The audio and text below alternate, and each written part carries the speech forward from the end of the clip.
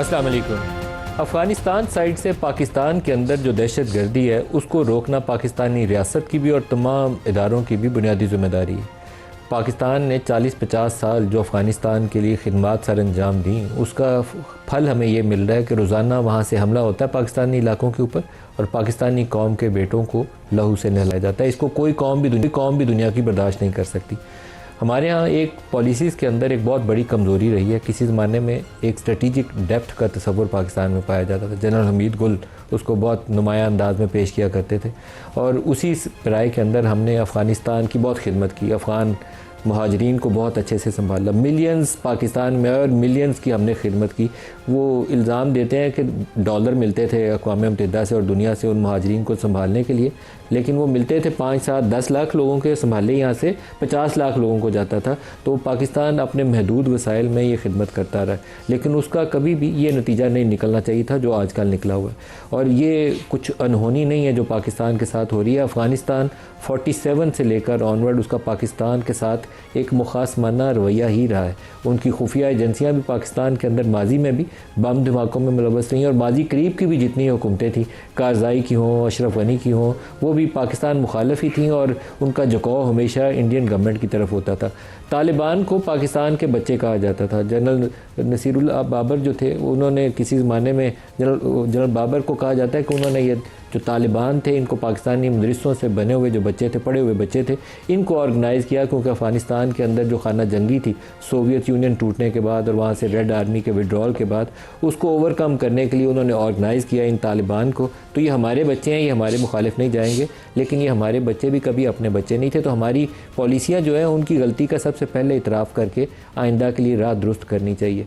और दुरुस्त राह ये है कि पाकिस्तान में दहशत गर्दी काबिल कबूल नहीं है। उसका रास्ता और स्टेप्स कौन से होंगे इसके ऊपर बहस हो सकती है। जो कतर प्रोसेस था अमेरिका और तालिबान के दरमियान यूएस विड्रॉल से पहले, उसके अंदर तालिबान ने इन राइटिंग कमिट किया हुआ है उस दोहा प्रोसेस के अंदर कि अफ़गान सरजमीन इलाके के हमसाया ममालिक के ख़िलाफ़ दहशत गर्दी के लिए इस्तेमाल नहीं होगी। लेकिन टीटीपी को पूरी इजाज़त उन्होंने दे रखी है कि जो दिल आए पाकिस्तान में जाएँ, हमला करें। बीएलए को पूरी इजाज़त दे रखी है, वो वहाँ बैठते हैं, इंडियन गवर्नमेंट उनको फ़ंड करती है, उनको टारगेट्स असाइन करती है, वसाइल देती है, पूरी इन्फॉर्मेशन उनको इंटेलिजेंस प्रोवाइड करती है और वो पाकिस्तानी इलाकों के ऊपर हमलावर होते हैं। ये तरीक़ाकार पाकिस्तान के लिए दाखिली खुद मुख्तारी के अंदर एक बराह रास्त हमला है और पाकिस्तानी रियासत को इसका सूनर और लेटर मुकम्मल तौर पर सदेबाब करना है। जो टर्की के अंदर बातचीत थी उसका नतीजा भी बहुत ज़्यादा पहले ही लोग पुरुमीद नहीं थे, क्योंकि जो इन्फ्लुएंस है काबुल के ऊपर इस वक्त इंडियन गवर्नमेंट का वो बहुत ज़्यादा है और इंटरनली मुकम्मल इंस्टेबिलिटी है अफ़गानिस्तान के अंदर। वहाँ 50 ग्रुप्स हैं तो 50 ही उनके सरदार हैं, उनके लीडर हैं।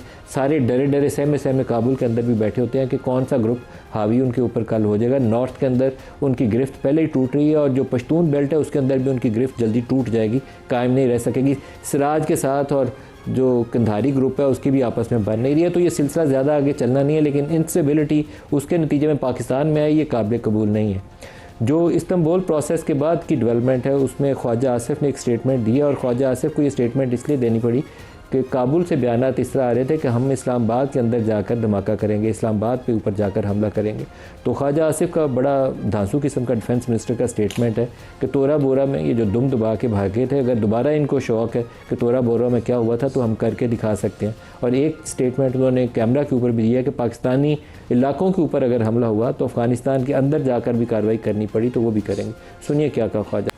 काबुल किसी मरले पे भी जो है मुखलिस नहीं था। वो हिंदुस्तान के कहने पे एक हिंदुस्तान की प्रॉक्सी बन के पाकिस्तान के लेवरेज करना चाहता है। सर, पाकिस्तान के पास अब क्या ऑप्शन है? अब दोबारा अगर दहशतगर्दी होती है करेंगे, स्ट्राइक्स करेंगे, हम बिल्कुल करेंगे। अगर उनकी टेरिटरी से इस्तेमाल हुई और उन्होंने हमारी खिलाफ वर्जी की, हमारी टेरिटरी की, तो हमें अगर डीप इनटू अफगानिस्तान भी जाके जो है रिटेलिएट करना पड़ा तो ज़रूर करें।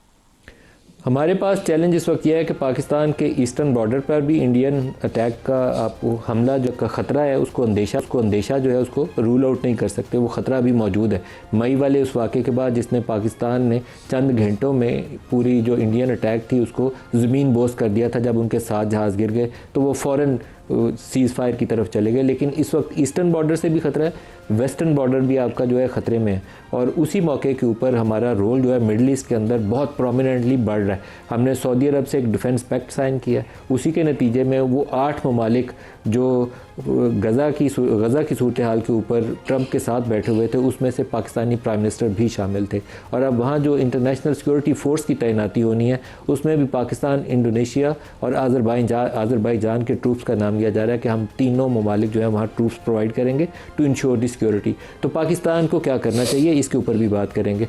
US प्रेसिडेंट ट्रंप ने कोई रोज़ाना 55-56 दफ़ा वो ये स्टेटमेंट दे चुके हैं कि पाकिस्तान ने इंडिया के 7 जहाज़ गिराए थे, और फील्ड मार्शल को वो कभी कहते हैं कि मेरे फेवरेट हैं, पसंदीदा हैं, कभी प्राइम मिनिस्टर को कहते हैं इज़ अ ग्रेट लीडर, वो इंडियन प्राइम मिनिस्टर को भी कहते हैं, लेकिन फील्ड मार्शल को जब वो तारीफ़ी लफ्ज़ों में जिक्र करते हैं उसी एक जुमले के अंदर, तो वो इंडिया वालों को काफ़ी तकलीफ़ में गुजरता है वो लम्हा। आज उन्होंने दोबारा उसका स्टेट सुनिए, आज उन्होंने क्या कहा।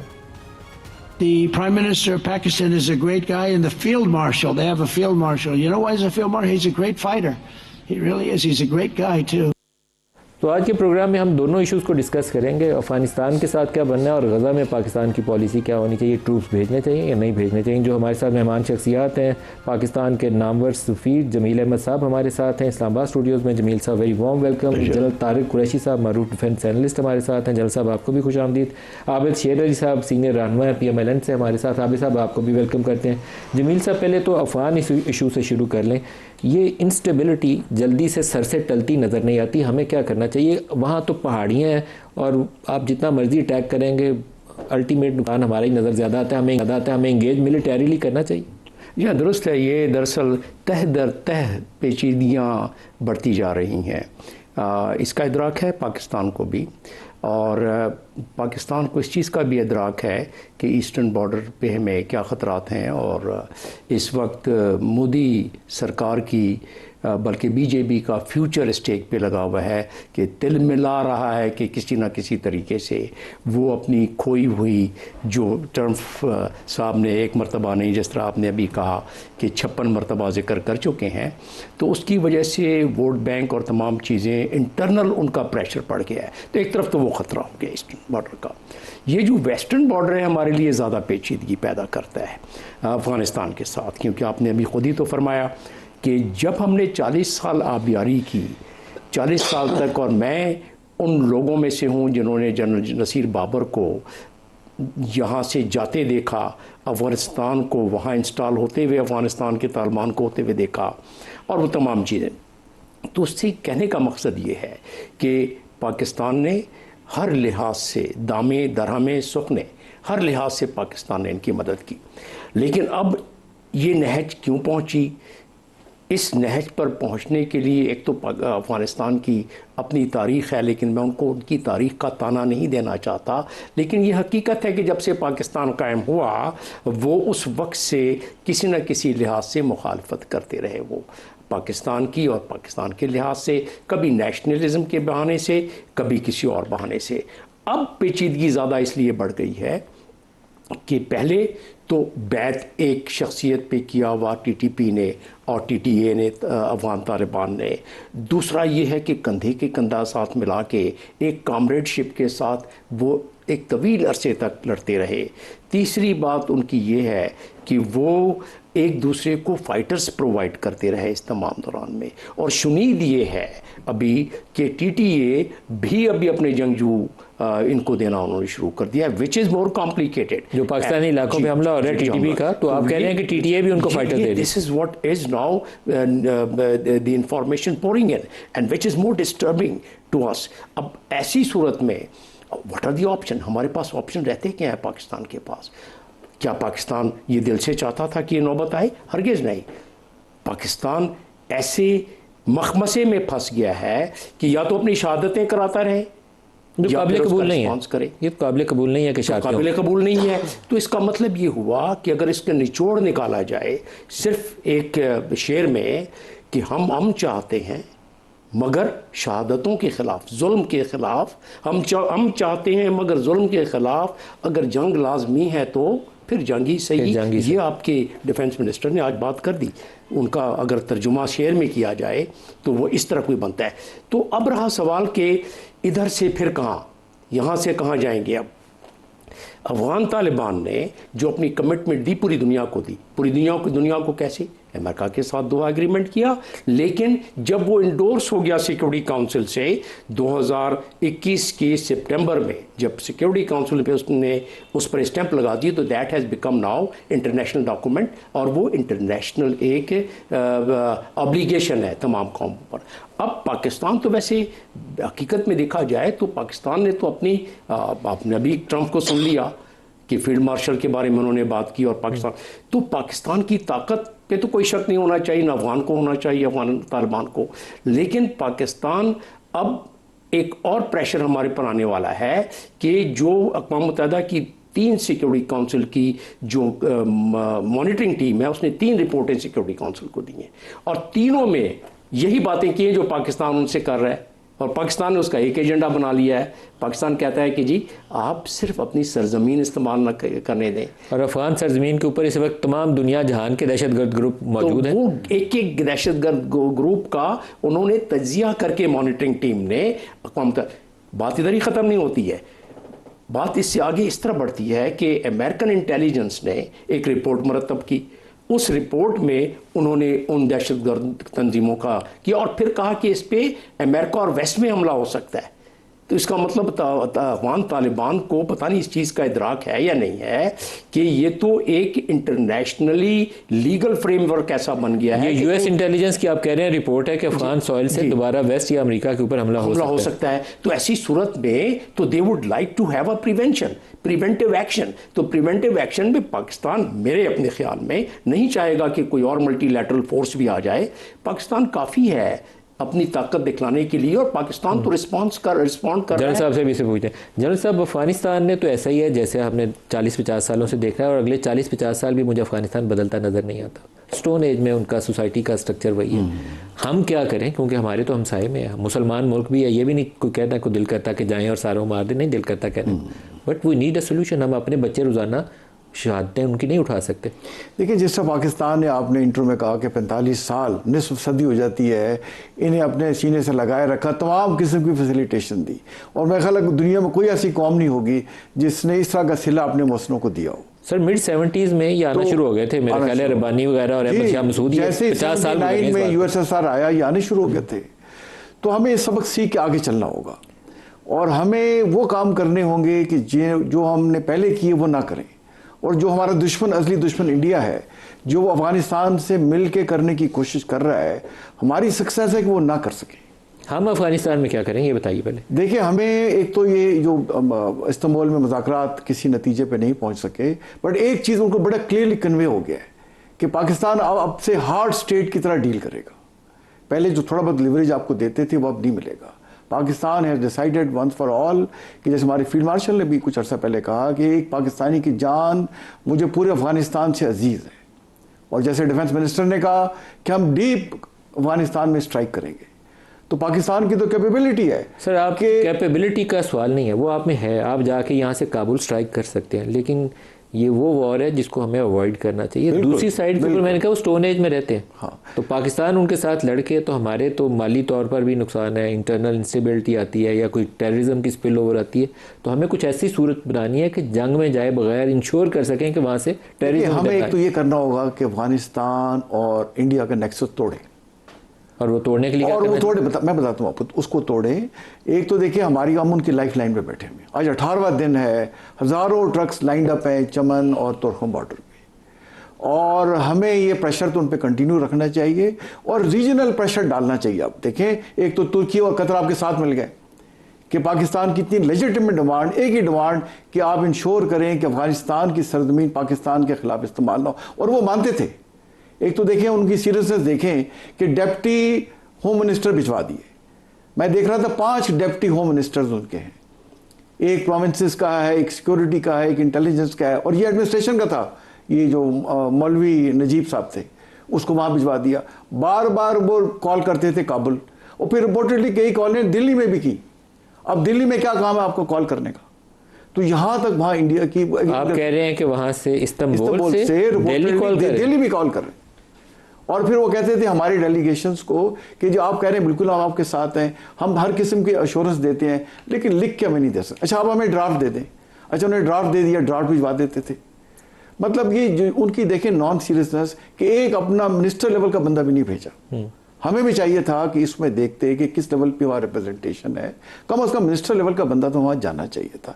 बट एक चीज़ बड़ी क्लियर जैसे मैंने हो गई है कि पाकिस्तान अब हार्ड स्टेट की तरह इनको डील करेगा और हमें रीजनल प्रेशर ईरान, ताजिकिस्तान और चाइना के साथ और सऊदी अरेबिया के साथ मिलाकर इनको डालना चाहिए, इनकी स्पेस कम करनी चाहिए। सऊदी और चाइनीज आपको एंगेज करने चाहिए, वो इफेक्टिव तो वो इनको इफेक्टिव होंगे। और ये जो इंडिया एक्सरसाइज करने जा रहा है त्रिशूल सिरकरी के पास, जो उन्होंने डेट भी देखी ऐसी नदीम भाई दी कि 30 अक्टूबर से 10-11 नवंबर उधर उनका बिहार का इलेक्शन, तो बिहार का इलेक्शन पहला फेज 6 को हो रहा है, दूसरा 11 तक वो एक्सरसाइज कर रहे हैं। तो एक लिहाज से उन्होंने भी इनको कहा होगा सर आपको ईस्टर्न बॉर्डर पे चुकन्ना रहना पड़ेगा। देखिए हम चुकन्ना है, हम उस साइड से आप रूल आउट मत करिए कि दोबारा हरकत करें। तो वो देखिए क्योंकि इलेक्शन है और इलेक्शन में लोग यही कह रहे हैं शायद हार जाए मोदी, जैसे राहुल गांधी का बयान भी आया है कि मोदी साहब इतना आपको ट्रंप जलील कर रहा है, हर मुल्क में आपका नाम लेके आपकी बेइज्जती करता है। अब साउथ कोरिया में देखिए उसने क्या कहा, उसने कहा Modi apparently looks like a father figure but actually he is a killer. So I have told him कि that we will not do trade with him if you fight war with Pakistan. और पाकिस्तान का देखिए हम सब चीज़ें मॉनिटर कर रहे हैं। सर मोदी जितना अंडर प्रेशर है ना, वो आपकी ईस्टर्न साइड से शरारत करेगा, आपको बहुत ज़्यादा हमें उस पर मुतात होना होगा और उन्हें क्लियर कर देना होगा। उन्हें कहें देखिए अगर आपने हमारे 1 इंच भी बॉर्डर क्रॉस किया तो हमारा जो फुल स्पेक्ट्रम डेटरेंस है उसमें हम किसी भी हद तक जाएंगे। और अब तो देखिए ट्रंप ने भी कह दिया कि मतलब ही is a field marshal and is a great fighter. तो उन्होंने तो प्रूव आबिद साहब से पूछ लें। आबिद शेर अली साहब, यहाँ बहुत हिकमत दानाई चाहिए, आपकी रियासती ताकत भी चाहिए, उसका इजहार भी होना चाहिए। जब सरहदों का दिफा की या अपनी कौम के बेटों की हिफाजत की बात हो तो आपकी ताकत का इजहार भी होना चाहिए। लेकिन यहाँ हिकमत दानाई चाहिए इसलिए कि आपका ईस्टर्न बॉर्डर गर्म है और वो आप दोबारा जंग को अभी रूल आउट नहीं कर सकते ऐसी सूरत हाल में। वेस्टर्न बॉर्डर पर ख़तरा कई गुना बढ़ चुका है, क्या करना चाहिए इस पे आप बताइएगा? इसके ऊपर कोई पार्लिमान बैठे, इस पे सर जोड़े, कोई सिलेक्ट कमेटी बनाए डिफेंस सिक्योरिटी के ऊपर, वो बैठे, कोई तरीकाकार बनाए, ब्रीफिंग्स लें। देखिए नदीम मलिक साहब बहुत शुक्रिया आपका, ये बड़ा एहसास किस्म का मामला है। एक तरफ आप अपने आप को मुसलमान कहते हैं, दूसरी तरफ आप अपने मुसलमान रियासत के ऊपर दहशतगर्दी करते हैं, हमारे मुसल्लह अफवाज को टारगेट करते हैं। और पाकिस्तान ने आबियारी की, बिल्कुल ठीक कहा, 45 साल हमने इनको पाला। अब ये खारदार कांटे बन चुके हैं और ये किसके ही माँ के ऊपर, एक मुस्लिम ममालिक के ऊपर, एक ममलकत इस्लामी के ऊपर हमलावर होते हैं। तो हमने क्या चाहा, हमने अभी मेरे भाई कह रहे हैं कि अमन की खातिर कोई और एडमिनिस्ट्रेटिव लेवल, पाकिस्तान ने सीरियस एफर्ट्स की कि इस मामले को वाइंड अप किया जाए। हमने क्या मांगा था कि आप श्योरिटी दें कि आपकी सरजमीन पाकिस्तान के अंदर जो दहशतगर्दी होती है, पाकिस्तान के अंदर जो हमले होते हैं, शवाहिद देने के बावजूद अगर तालिबान तो वहाँ पर सुना है किसी को अपनी मर्ज़ी से सांस भी नहीं लेने देते, लेकिन ये रियासत पाकिस्तान है, ये तालिबानों की या उनकी ग्राउंड नहीं है। लेकिन हमने पाला उनको पिछले 45 साल, हमने उनको खाना दिया, हमने अफ़गानों को, लाखों अफ़गानों को, बेयार मददगार अफ़गानों को हमने as a Muslim brother country अपने सीने से लगाया, अपने घरों में जगह दी, उनको कारोबार में हिस्सेदार बनाया।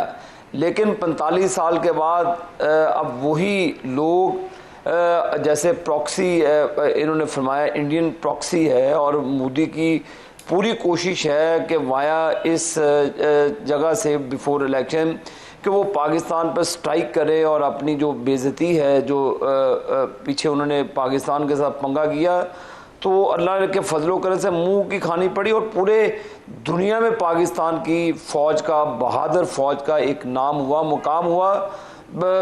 ट्रंप जैसे लोग हमारे आर्म फोर्सेस की तारीफ़ करते हैं और माना है कि ये बहादुर फ़ौज है।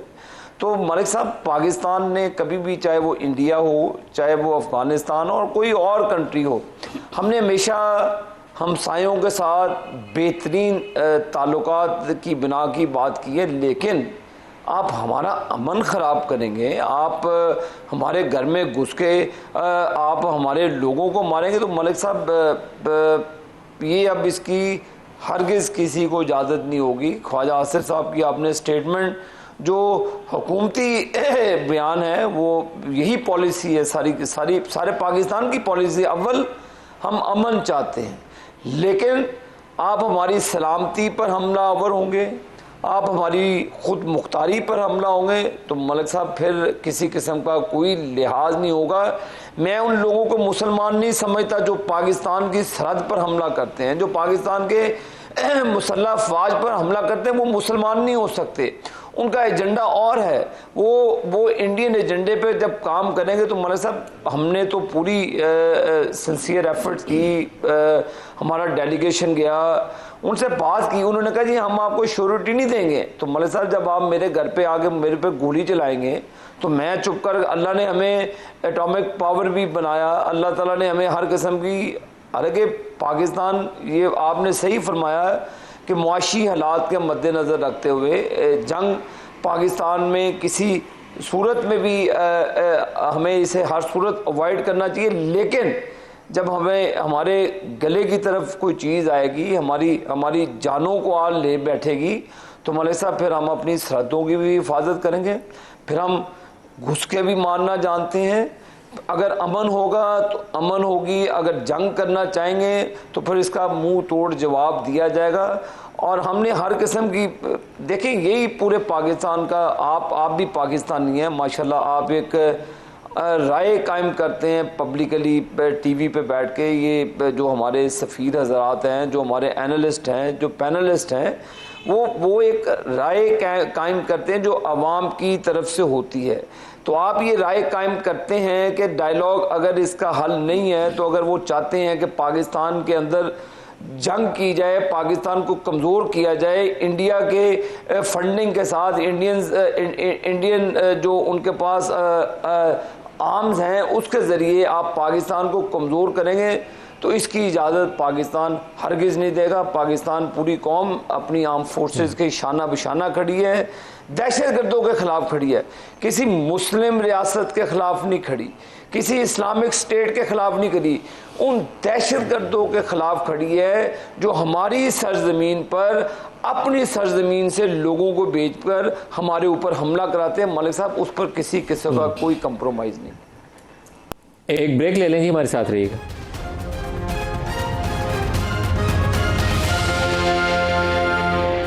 Welcome back. हमारी जो अमेरिका के साथ इंगेजमेंट है वो भी बड़ी इंटरेस्टिंग है। पूरा हमारा जो माजी है वो उतार चढ़ाव का ही है, कभी हम फ्रंट लाइन लाए होते हैं और कभी मोस्ट सैंक्शन लाए होते हैं।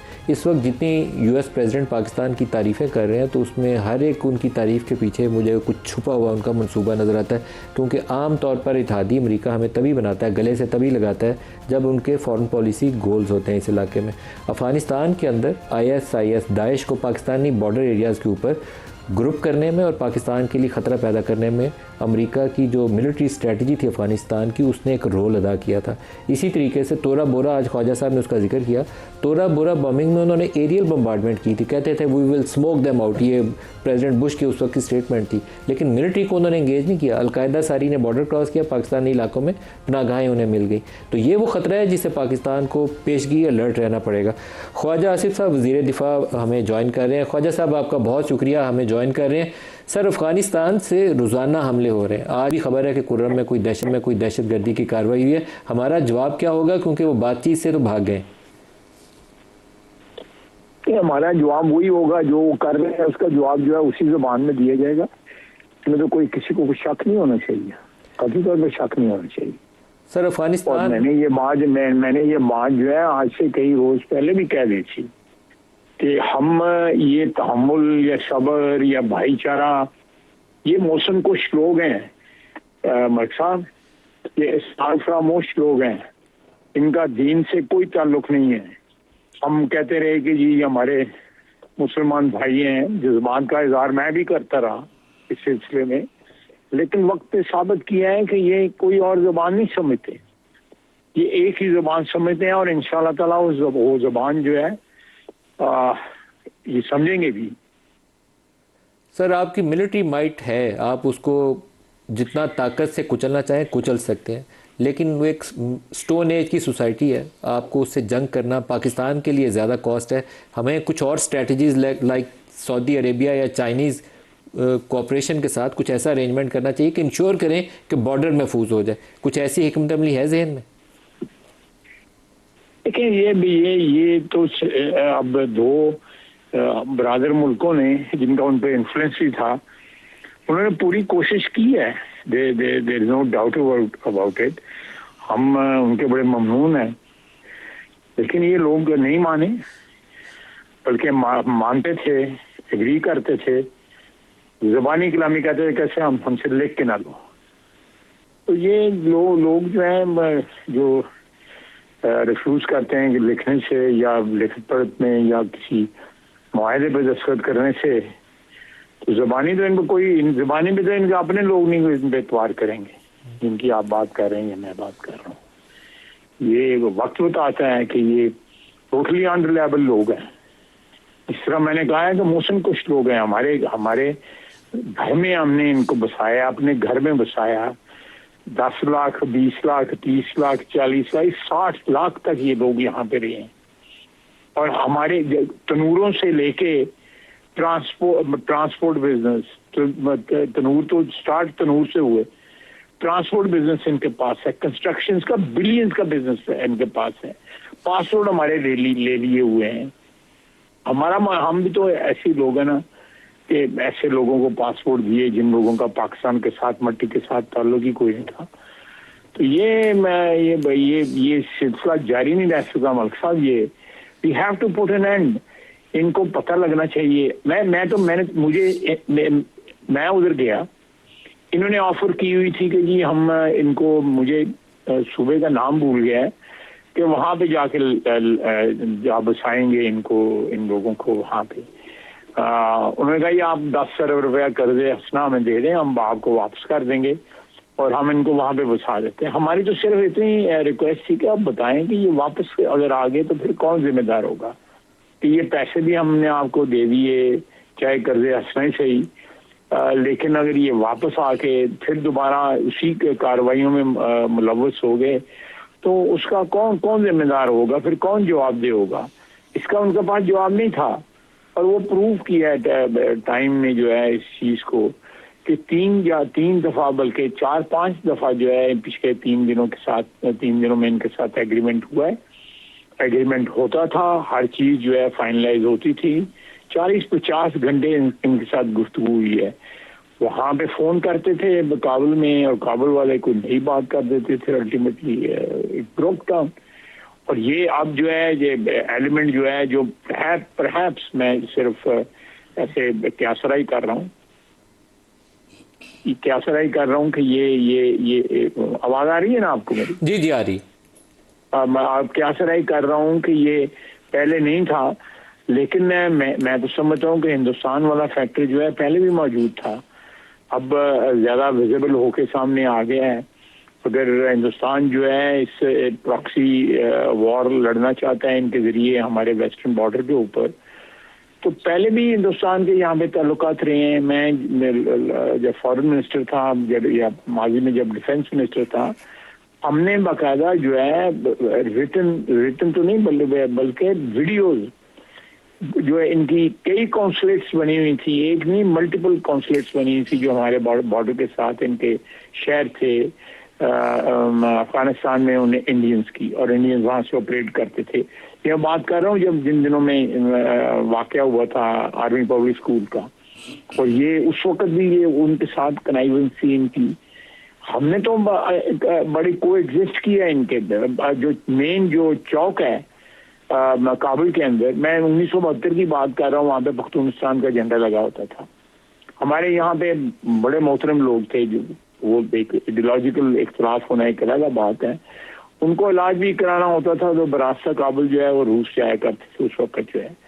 मैं उन लोगों को बड़ा एहतराम करता हूँ, वो नॉन वायलेंट लोग थे, उन्होंने कोई इस किस्म की बात नहीं की, और अल्टीमेटली पाकिस्तान की सियासत भी उन्होंने बड़ी इज्जत और तौकीर के साथ की। लेकिन ये लोग काबिल एतवार नहीं है। आप बताएं हमारे पास क्या ऑप्शन है? ये हम आज भी अभी आप कह रहे कुर्म में आज ही हमला हुआ है, और सारी की सारी इस वक्त जो तश्कीलें यहाँ पे पहुंची हुई है ना ओवर लास्ट 1 ईयर, उनकी तादाद 3000 है, और 3000 बंदे जो है आते जाते रहते हैं। तो ये बॉर्डर जो है बिल्कुल उसी तरह मैन होना चाहिए जिस तरह हिंदुस्तान के साथ हमारा बॉर्डर जो है वो बना हुआ है। ख्वाजा साहब, लेकिन इंडिया वाला खतरा भी आपके सर पे ऊपर मंडला रहा है। वहाँ त्रिशूल के नाम से उन्होंने एक्सरसाइज शुरू की है और बिहार के इलेक्शन के साथ उन्होंने उसको जोड़ा हुआ है, तो वो बॉर्डर, ईस्टर्न बॉर्डर भी आपका किसी वक्त भी दोबारा गर्म हो सकता है। देखें, अपनी इज्जत आबरू के लिए, अपनी तौकीर के लिए जो है ना मुल्कों को रिस्क लेने पड़ते हैं। अल्लाह ताला करम और फजल करे, उसने हमारी इज्जत आबरू अल्लाह ताला ने हमारी रखी। ये जो बनियान महसूस में इंशाल्लाह ताला अगर कोई एडवेंचर जो है हिंदुस्तान ने किया या बरास्ता अफगानिस्तान किया, तो हमें अल्लाह ताला ने ये सलाहियत बख्शी है, उसकी मेहरबानी होनी चाहिए। हम मुंह तोड़ जवाब देंगे, मेरे कोई शक नहीं है, मेरे ज़हन के जर्रा बार भी कोई शक नहीं है। 25 करोड़ अवाम जो है वो बिल्कुल 25 करोड़ अवाम को ये इत्मीनान होना चाहिए कि उनकी अफवाज जो हैं, उनके बहादुर बच्चे जो इस वक्त सरहदों पे हिफाजत कर रहे हैं, वो इस वक्त भी जाने कुर्बान कर रहे हैं, और बगैर किसी कोई जिसको कहते हैं 3 दफा मेरा स्टाफ ऑफिसर 3 वहाँ पे टर्म्स जो है गुजार चुका है उस एरिया के अंदर जो है।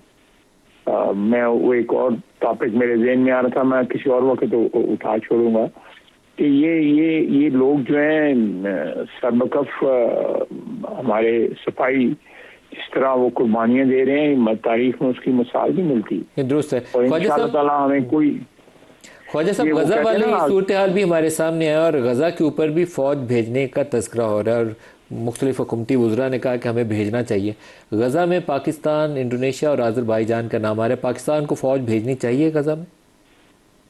देखिए, मैं मुझे नहीं पता इसके स्ट्रेटेजिक फैसला क्या होगा, लेकिन मैं जज्बाती उस जो एक लगाव जो है इस इशू के साथ जो है, उसमें मैं समझूंगा कि अगर हम भेज सकते हैं फौज वहाँ पे, तो हम पाकिस्तान जो है मलिक साहब सबसे बड़ा कंट्रीब्यूटर है अमन अफवाज का दुनिया के अंदर जो है, हिस्टोरिकली स्पीकिंग। मैं पर्सनल नॉलेज है मुझे, बसीयत माजी के अंदर भी डिफेंस मिनिस्टर की हैसियत से, फॉरेन मिनिस्टर की हैसियत से हमने ईस्ट तैमूर में, अफ्रीका में बहुत बेशुमार जगह जो है, और इंटरनेशनली रिकग्नाइज्ड है हमारी जो अफवाज जो है। हम मुख्तलिफ जो मिशन हैं या मुख्तलिफ इस वक्त भी जो अक़वाम मुत्तहिदा के जो नेवी की 150 और 151 जो एंटी पायरेसी जो है वो पाकिस्तान लीड करता है उसको। सऊदी अरेबिया या यमन के साहिल से लेके इथियोपिया और कीनिया तक जो है वो एक, तो पाकिस्तान के पास ये बड़ी एक्सपर्टीज है। अगर वही एक्सपर्टीज जो है हमें इस्तेमाल करनी हो या उसको डेमोन्स्ट्रेट करना हो गजा में, तो हमारे लिए सादत होगी। बहुत शुक्रिया ख्वाजा आसिफ साहब, वज़ीर दिफा हमारे साथ थे। 2-3 नुक्तों के ऊपर ख्वाजा साहब बिल्कुल वाज़ेह हैं कि वतन के दिफा के लिए जो भी कीमत हो वो देंगे, लेकिन दुश्मन को मुंह तोड़ जवाब देंगे, और गज़ा के ऊपर उनका कहना है कि ये सादत होगी। ये उनके क्लोजिंग रिमार्क्स है। जमील साहब, गज़ा में ये एक सूरत हाल आपके ऊपर, आपने फ़ैसला लेना है जल्दी, तो क्या हमें फ़ौज भेजनी चाहिए गज़ा में? देखिए, इसको दूसरे तरीके से देख लेते हैं। सिंपल आंसर तो ये है कि हाँ, लेकिन क्यों? वो इसलिए कि आप ना भेजें, इंडिया अपने मुसलमान फोर्स भेजने के लिए तैयार है, और वो तो कज़न है उसका इसराइल का वैसे भी। तो फिर यू हैव अ चॉइस कि या तो आप दूसरे मुल्कों के या वेस्टर्न कंट्रीज से वो भी तैयार बैठे हुए हैं। द पॉइंट इज़ कि Pakistan along with regional countries and your friendly countries अगर वो भेजता है तो वो दे वुड डेफिनेटली पहले तो वो देखेंगे टर्म्स ऑफ रेफरेंस क्या है, उसका मैंडेट क्या है, और मैंडेट कोई ऐसा तो अगर उसमें रखेंगे तो पाकिस्तान नहीं जाएगा उस पर। मैंडेट अगर रखेंगे कि जी आपने फ़लस्तीनियों को ज़बरदस्ती उनसे हथियार दिलवाने, क्योंकि उसमें 20 नुकात में कंडीशंस दी हुई हैं कि हथियार किस सूरत में डालना है। पहले टेक्नोक्रेट गवर्नमेंट बनेगी, फ़लस्तीनियों की बनेगी, फ़लस्तीनियों के सामने हथियार डाले जाएंगे, मल्टीनेशनल फोर्स के सामने तो हथियार नहीं डाले जाएंगे। तो पाकिस्तान जो 20 नुकाती पहले से पीस प्लान है, उसके मुताबिक जो टर्म्स ऑफ रेफरेंस बनेंगे हम श्योर कि उसके मुताबिक और जाना चाहिए। जब उस टर्म्स ऑफ हमारे लोग हैं, हम अगर उनके पास होंगे तो हम जो उसकी अमलदारी कराएंगे 20 पॉइंट्स में, उसमें उनका इंटरेस्ट भी होगा। जनरल तारिक साहब, आपका ईस्ट और वेस्ट बॉर्डर दोनों हमने डिस्कस कर लिया। इसी सूरत हाल में आप सोचते हैं कि हमें गजा में जाना चाहिए, आपकी क्या ओपिनियन है? देखिए, हमारा तो हर बच्चा अवाम जो है फ़लस्तीन के साथ खड़ा होने को तैयार है। हम तो शुरू से फ़लस्तीन की एक मॉरली, एथिकली और हर लिहाज से सपोर्ट करते हैं। तो ये प्रैक्टिकली आपके पास मौका है कि आप गज़ा में जाएं, अपने फ़लस्तीन भाइयों को सपोर्ट करें, और जो आपकी जो प्रोफेशनल का लोहा पूरी दुनिया मानते हैं वहाँ दिखाएं, अपने फ़लस्तीनी भाइयों उनकी मदद करें। और इसराइल को भी पता चलेगा कि बाकियों की फौज में और पाकिस्तान की फौज में क्या फ़र्क है। सर, लेकिन पहले इंटरनेशनल कम्युनिटी से आपको ये गारंटीज नहीं मांगनी चाहिए कि इंश्योर करें कि हमारे ईस्टर्न बॉर्डर पे कुछ शरारत नहीं करें? बिल्कुल। और देखिए, इसमें मेरी अंडरस्टैंडिंग वो ये है कि मुसलमान ममालिक की जो फौज जाएगी उसको OIC से क्लियर होगी, OIC ममालिक उस पर डिसीजन लेंगे, फिर वो जाएगी। बट हमें प्रिंसिपली जाना चाहिए। और जहाँ तक इंडिया का तल्लक है, देखिए, अगर UAE जो हमारा एक ब्रदर मुल्क है और सऊदी अरेबिया, पाकिस्तान पे हमला सऊदी अरेबिया पे कंसिडर किया जाएगा। सऊदी अरेबिया एक दफ़ा उसको इंडिया को वार्न कर देना कि अगर पाकिस्तान की तरफ मैली आंख से देखा तो जो 20-25 लाख इंडियन यहाँ पे हैं उनको मैं वापस भिजवा दूंगा, देखें कैसे मुझे ठीक होता है। तो मेरा ये ख्याल है, जहाँ तक अफगानिस्तान का तल्लुक है, टू कंक्लूड, कि देखिए, हमें बॉर्डर पे जो मैनेजमेंट सिक्योरिटी की, सर्विलेंस की, इंटेलिजेंस की, उसको बेहतर बनाना चाहिए। और जो अगर क्रॉस करके एक तो आना नहीं चाहिए, जो आ गया वो वापस ना जाए, इनको सफाया करें और इंडिया को क्लियर पैगाम भेज दें कि अगर आपने हमारी सॉवरेनिटी को अंडरमाइन किया तो हमारे पास, देखिए, हम न्यूक्लियर ताकत हैं और हम फर्स्ट यूज भी कर सकते हैं और हमारे पास टेक्टिकल वेपन्स भी हैं। तो जरूरत ना करना हमारी सरजमीन को क्रॉस करने की। इंशाल्लाह देखिए, ये लीड बढ़ती रहेंगी और पाकिस्तान तक क़यामत कायम रहेगा इंशाल्लाह। जमील साहब, एक आपसे पूछ लूँ, फिर आबिद साहब की तरफ जाऊँगा। जब हम दोस्त ममालिक का तज़किरा करते हैं, इंडिया और अफगानिस्तान दोनों के लिए सऊदी अरब, कतर, UAE और चाइना में बार बार जोर देता हूँ, China is very important player in this reason.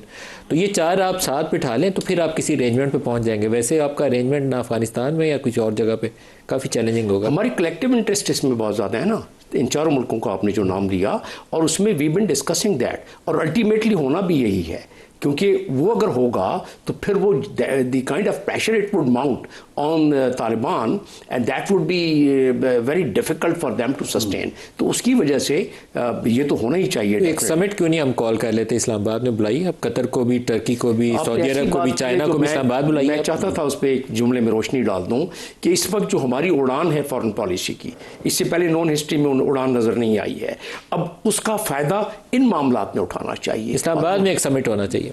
Absolutely. Abid साहब, ये प्रोग्रामों के अंदर ही कुछ चीज़ सामने आ जाती है, तो मेरे ख्याल में ये बुरा आइडिया नहीं है कि हम इस्लामाबाद में एक समिट बुलाएं जिसमें दोस्त ममालिक हैं, काबुल को भी आप दावत दें, साथ बिठाएं और एक अरेंजमेंट करें, और वो अंडर प्रेशर होंगे कि आपके सामने वो कंसीड करें कि हाँ उनका इलाका इस्तेमाल हो रहा है, और वो इंश्योर करें कि आइंदा से नहीं होने देंगे। और OIC के चार्टर में भी है। बिल्कुल।